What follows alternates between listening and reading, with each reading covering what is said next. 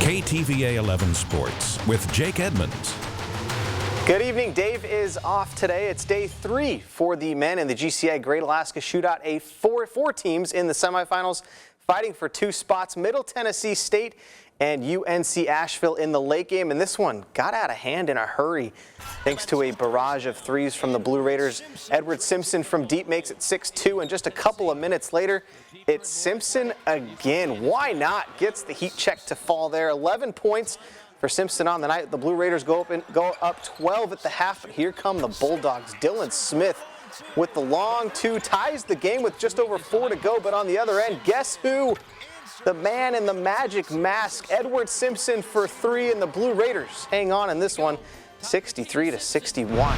Who will they play? Toledo and Loyola Chicago battling for that final spot in the championship. The Rockets launching out to the early lead here. Nathan Booth with the 2-hand flush.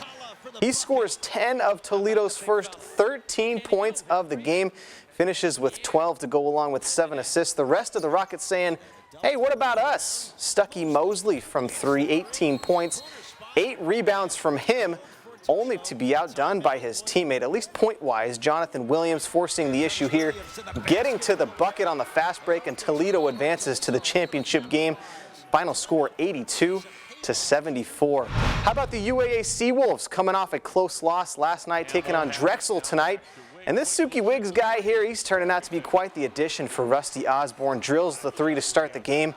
And just a couple minutes later, it's Wiggs, this time dishing to Corey Hamill. A double-double, 14 points, 12 rebounds for Hamill. But the night belonged to Wiggs. The Idaho transfer with the jumper off the dribble. Tough shot, making it look easy, and the Seawolves pull away in the second half. 33 points on the day for Wiggs as UAA takes down Drexel 71-65. Hamill talked to our own Bob Barger after the game. I don't question our effort on this team. We really come out hard. Like our coach said, we put it out there. Right now it's just like we got to come mentally prepared a little bit more. But if we could get all together physically and mentally, we'll be a really tough team to beat come conference.